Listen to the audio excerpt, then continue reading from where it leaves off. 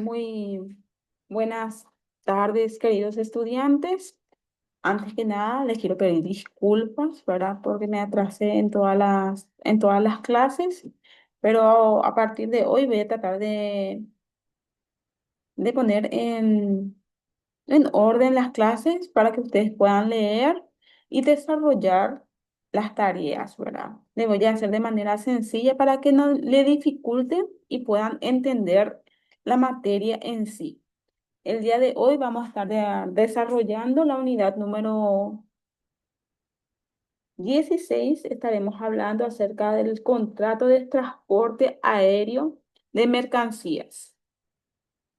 Muchas de las compañías actuales, ¿verdad?, iniciaron su actividad con esta modalidad de transporte, además de la postal, siendo secundario para aquellos del transporte de pasajeros. Actualmente, dado el gran volumen de tráfico y valor de las cargas transportadas, podemos calificar al transporte aéreo de mercaderías como uno de los más importantes. Entonces, en la unidad 16 estaremos viendo el transporte aéreo de mercancías, como su nombre mismo está diciendo, ¿verdad? Se trata de un medio de transporte en donde se lleva mercaderías de un lugar a otro, ¿verdad?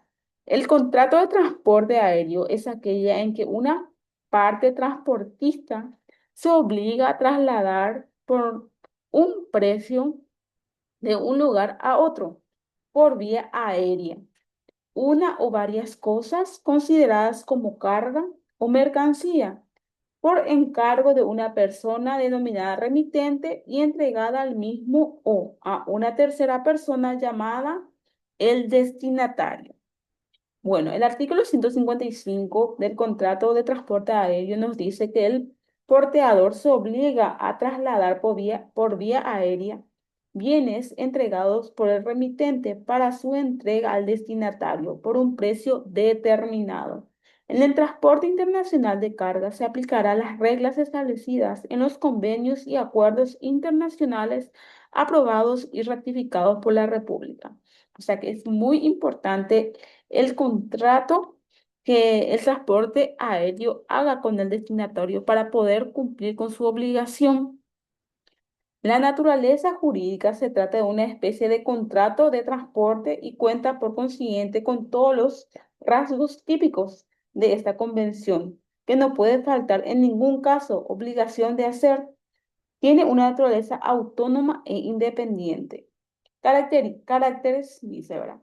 Consensual, pues se perfecciona por el mero consentimiento de las partes contratantes y que generalmente se consigna en un título, carta de porte aéreo o conocimiento aéreo, a los efectos de la prueba, pero cuya pérdida, extravío o falta o irregularidad no afecta la existencia o validez del contrato. O sea que lo más importante en el contrato de aéreo de mercancía es que sea consensual, o sea, que haya un contrato, un consentimiento de las partes para que se pueda llevar de un lugar a otro una mercadería o una carga, como estoy explicando ahora. Tiene que ser bilateral, ¿verdad? Que se requiere la participación de dos voluntades, generándose obligaciones para ambas partes. Tiene que ser oneroso, sí o sí es necesario, el pago por el precio por el traslado de la mercadería al transportista o porteador, que se le llama también, quien debe entregar al destinatario existiendo prestaciones recíprocas. No formal. Aparece reflejado el derecho positivo, el rechazo de carácter solemne tanto en el interior como en lo internacional. O sea que no es necesariamente necesario un contrato sí o sí, ¿verdad? Sino que más bien puede ser de forma verbal, verbal, en donde una persona se compromete a llevar de un lugar a otro una mercancía, ¿verdad? Pero generalmente suelen hacerse recibos de las cosas que se van a transportar de un lugar a otro, ¿verdad? Como una garantía personal que hace el, como el transportista, ¿verdad? Que sería el remitente. Principal. Se considera como un contrato principal y no accesorio, como lo es el Contrato de equipaje. El contrato de mercancías goza de absoluta autonomía e independiente de cualquier otro y no supedita su existencia a ninguna otra relación contractual de adhesión. Por la regla general, el usuario no puede modificar las condiciones o cláusulas del transporte que la empresa transportista tiene ya de antemano establecidas. Contrato con otras figuras. Una primera distinción debe realizarse entre el transporte de pasajeros y el de cargas, la cual existe en la calidad de persona revestida para aquellos. En el contrato de transporte de mercaderías adquiere fundamentalmente importancia la obligación de custodia. No hay duda que esta obligación también se da en el transporte de pasajeros, pero su esencia varía sustancialmente por la actitud de colaboración del pasajero ausente por definición de las cosas transportadas. De esta manera podemos separar decididamente a ambas categorías de transporte. También cabe distinguir en el marco de transporte de bienes los contratos referidos a mercancías de los atenientes a equipajes, no solo por la distinta naturaleza de la cosa transportada, sino además por el carácter accesorio del contrato concerniente a equipajes. Además, el contrato de transporte de mercadería es principal y no depende de ninguna u otra figura, lo que permite prescindir a su respecto de consideraciones que tienen relevancia en el equipaje y surge de su relación de subordinación frente a la Convención de Transporte de Pasajeros.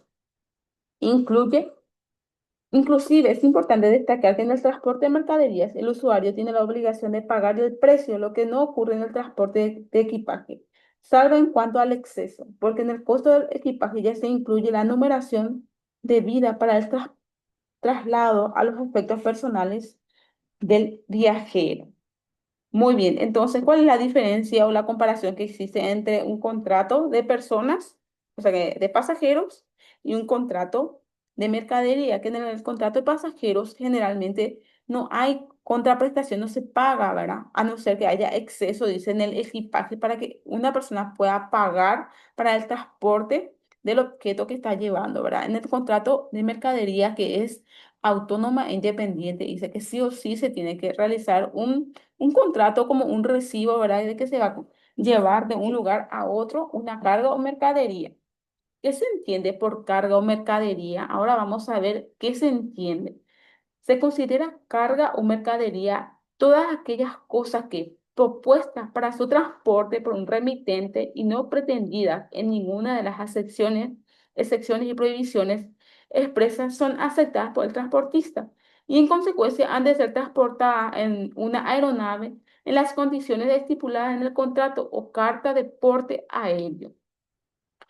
Cosas que no se pueden considerar cargas. Ahora vamos a ver las cosas que no se pueden considerar cargas. No todos los objetos transportados por una aeronave van a ser tenidos como mercancías, deben ser exclusivos de tal denominación los siguientes. Equipajes, tanto los registros como los transportados personalmente por los pasajeros. Correspondencias, cuyo transporte se rige por convenios expresos entre la administración portal y la empresa de transporte aéreo. Efectos del transportista, incluyendo los materiales o cosas de cualquier naturaleza utilizados al servicio de la empresa aérea y transporte con su fin. Cosas transportadas clandestinamente. Si en el interior de una aeronave fueron encontrados efectos cuyo transporte no tuvieran acorde por las partes ni hubiesen sido aceptados por el transportista, no serán considerados como mercancías. Bueno, esas son las cosas que no son considerados como carga, que son los equipajes, correspondencia, efectos del transportista y cosas transportadas clandestinamente, ¿verdad? ¿Cuáles son los elementos del transporte aéreo de mercaderías sujetos?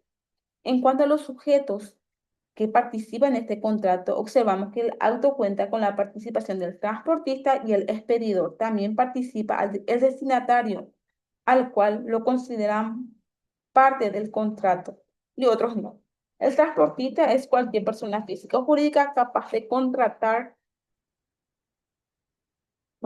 el expedidor ocupa la otra posición central en el ámbito de los sujetos del acto y asume principalmente obligación de dar. El destinatario es la persona que tiene el derecho de retirar las mercancías en el punto de destino. El objeto del transporte aéreo de mercadería es una especie contractual, como en todo contrato de transporte aéreo, es el hecho de que se obliga a cumplir el transportista. Así también la contraprestación que consiste en el precio de transporte puede ser abonada por el destinatario, como así lo han convenido las partes. Forma la carta de porte. La carta de porte es un contrato de transporte de mercancía que se formaliza por la carta que se le conoce como la carta de porte, que sería como un recibo, ¿verdad? Es el documento que instrumenta la formación de un contrato de transporte aéreo en virtud del cual el transportista se obliga a trasladar determinadas mercancías al lugar convenido y hacerlas llegar al destinatario que le indique el expedidor, quien se compromete a entregárselas y a abonar el precio pactado. En el artículo 156 del Código Aeronáutico, el contrato de transporte aéreo de carga, el remitente, cargador o expedidor deberá extender tres ejemplares, como mínimo una carta de porte o conocimiento, lo que entregará con la carta al porteador. En el artículo 158, la carta de porte aéreo o conocimiento acredita, salvo prueba en contrario, el perfeccionamiento del contrato, la recepción de la mercancía por el portador y las condiciones de las mismas. En el caso de que el porteador aceptase la carga sin la entrega de una carta de porte aéreo o conocimiento o reciba esta no contuviene las indicaciones exigidas por la ley, no tendrán derecho a ampararse en disposiciones que limiten o excluyan su responsabilidad. ¿Cuáles son los derechos del transportista? Verificar la mercadería, vinculando al funcionamiento del mismo contrato y la obligación de transportar respecto a mercancías peligrosas. Verificar la carta de porte vinculada a las consecuencias que acarrea el transportista, la irregularidad de la misma. Se contempla con la facultad de contemplar la redacción del documento si estuviera incompleto. Percibir el precio pactado da lugar al derecho de retención no previsto expresamente en el convenio de Varsovia, pero sí en las condiciones generales de la LATA. Fijar el itinerario del viaje y el plazo si no han sido pactadas, depositar las mercaderías transportadas si no han sido aceptadas por el destinatario,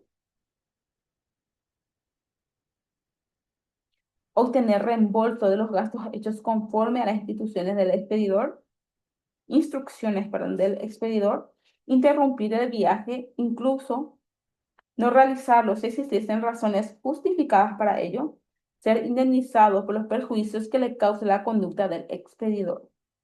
Como habíamos hecho, el expedidor es el sujeto del acto que asume principalmente la obligación de dar. Las obligaciones del transportista. Tener la carta del porte, en realidad, esta obligación no puede considerarse aislada de lo que corresponde al remitente o expedidor de facilitar y entregar al transportista los documentos precisos que a su vez permiten a la expedición de la carta de porte recibir la mercancía para posibilitar el cumplimiento del contrato, custodiarla desde que la recibe hace la obligación de custodiar la mercadería según las reglas básicas del depósito. Efectuar el transporte desde el punto de partida hasta el destino convenido entre las partes típicas y obligación de hacer y núcleo del contrato.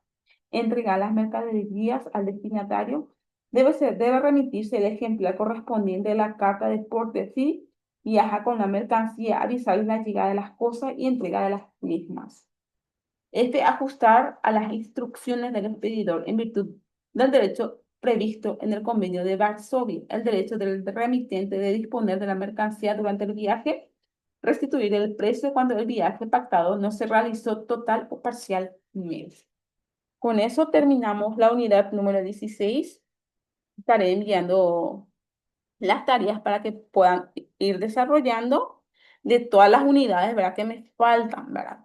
Así que van a ser tres preguntitas nomás que ustedes van a tener que marcar las respuestas correctas y nada más, ¿verdad? Es algo sencillo porque en el derecho mercantil ustedes seguramente ya han tratado más o menos de lo que significa el transporte y las cargas, la mercadería, ¿verdad? Los contratos. Son cosas que se utilizan en todos los ámbitos prácticamente del derecho, ¿verdad? Así que le voy a hacer de manera sencilla el cuestionario o sea que la tarea para que puedan desarrollar. Muchísimas gracias por su atención. Estaré enviando todas las tareas y todas las clases que me faltan. Quiero que miren su plataforma para poder ponernos al día. Muchísimas gracias.